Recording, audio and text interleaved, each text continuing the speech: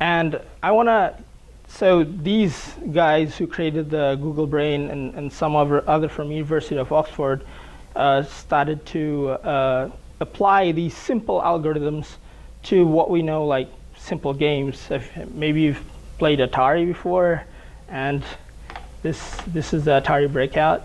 So the Google DeepMind with a simple algorithm just does awesome things. It's important to know, like in this demo, that it doesn't actually know how to play the Atari yet. So between the first 10 minutes of training, as you can see, like the game actually goes, there's some, it start to learn. It's just like how we learn how to play as a small child. Like, okay, and you just, just rack the ball down and stuff. And after a couple of minutes of training, it becomes an expert. You can see, there you go.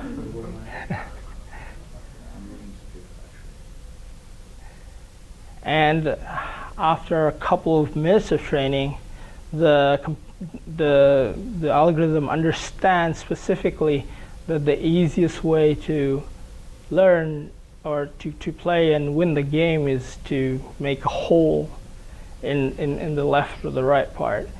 So there you go.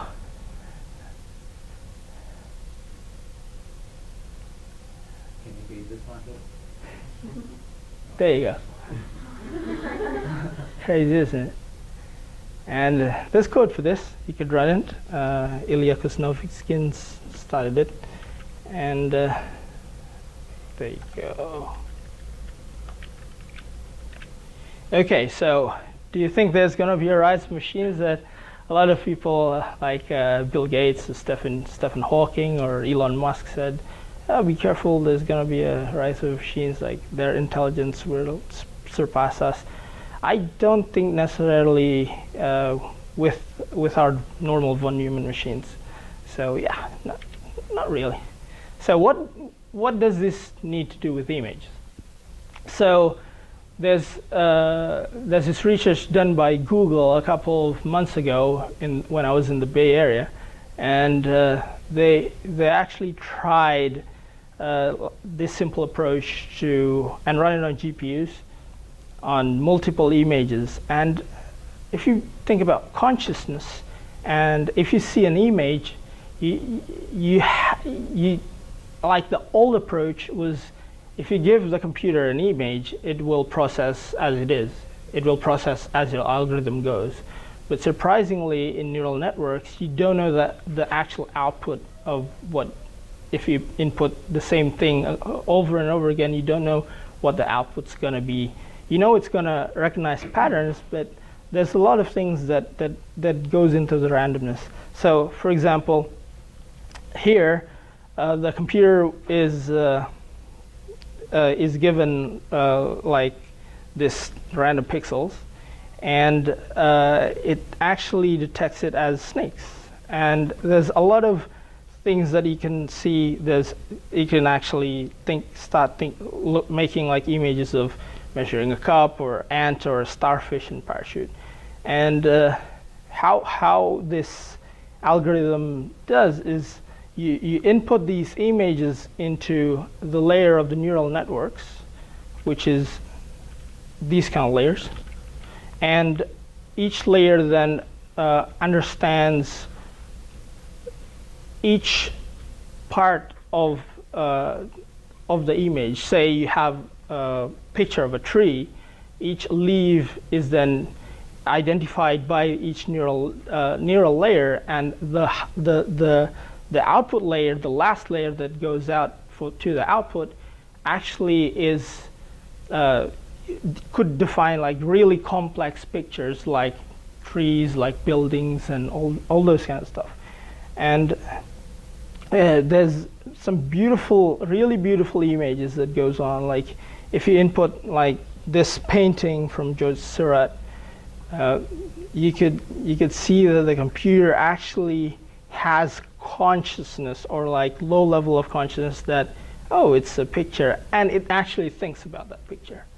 It doesn't only processes like what we know as Photoshop, but it actually has a way to think about stuff. Like when you see the clouds, you don't actually see the clouds and just, oh, it's a cloud, but you think about all of the memories that you have, say with your friend or your girlfriend, about the cloud, and you sometimes associate the clouds with, like, oh, that's a pig snail, that's a dogfish, and those kind of stuff. So the computer now, the revolutionary step of this is the computer actually has some sort of consciousness. It can think by itself how, or if it sees an object, like if it sees a cloud. And for example, if it's given an input on pagodas, like if you've been in Thailand, pagodas and put all these images together, and it generally creates these images, and looks like it's on mushrooms. But yeah, so let's get to the part where how does these things actually work in computer code? So there's this repo on GitHub called an imaginary neural network that actually does this stuff.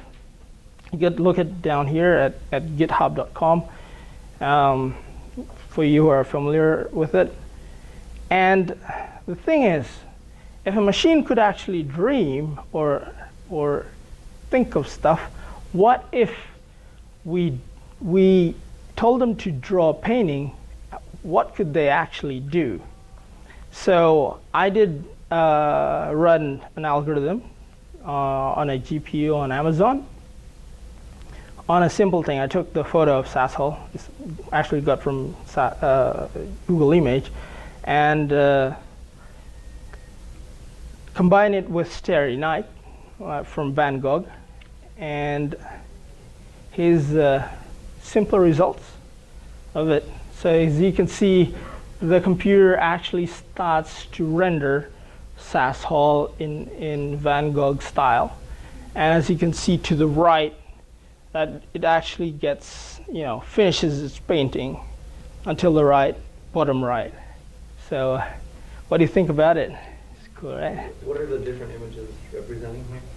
It actually represents the loss of layer models. Like there's as I'll demo it in like there's a loss in pixels, and it starts to mimic this picture first, and it lost some style, and that's the first iteration. The second iteration goes this kind of stuff. So that's it. Any other? Yeah. These are different iterations. Yes. Of the algorithm? Yeah, this is a different iteration. How long did it take to get the top left? The top left. Yeah. It took about a normal GPU in 2.5 minutes. Oh, okay. On a yeah. What about to get? To that last one, around 8 minutes to 15 minutes. Okay. Yeah. So, as in computer science, we're not, we don't like it, except we provide a proof of concept. So what I'm trying to do here is, let's do it on the fly, like proof of concept, how we could do that on a computer. So here we go. Try to demo it. So what I'm doing is I'm using what is called an Amazon GPU instance. What we use here is just a normal computer. I'm using like a couple of servers on Amazon WS, Amazon Web Services. I started like 2 Amazon instances that are one of the powerful there. And to run, because I tried to run this on my own computer, it broke down for a couple of while.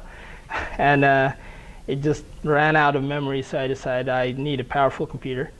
So I got to AWS, and yes, they had it. You actually need a GPU to run this. The more GPU that you have, the more faster that the algorithm runs. So as before, I took a picture of you guys. Where is it? Interesting.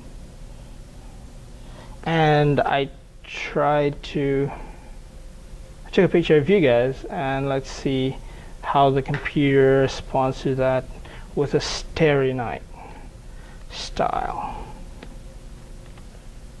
There you go. So that's us. There. Uploaded to the server. Use FileZilla for that. Here you go. And the computer is actually running right now.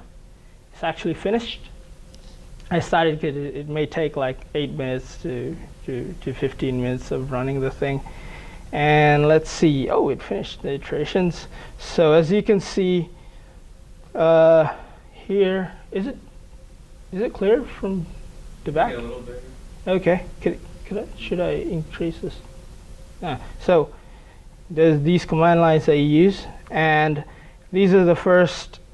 It uses what is called a convolutional neural network for images, and each iterations it loses the style of the actual image of us and renders to Starry Night. And there's these iterations that we can see. The first 50, there's like 1,000 iterations. So the first 50, there's a style loss, and there's a couple of style losses until the style actually renders in to the image. And let's see how the result goes. So here's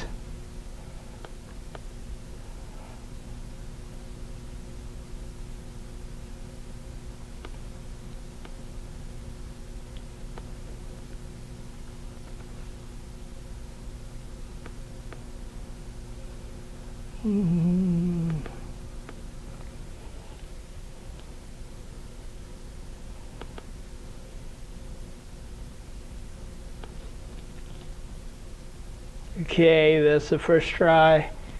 There's the second one right there. And there's a third one, fourth one. This is fifth one, sixth one, seventh, eighth, the last one. Yep, there you go. There's one, yeah, that should be this one. This is the last one. Yep, there you go. So that's an on-the-fly demo of the model. So you built your house with just a bunch of I'm thinking of doing that.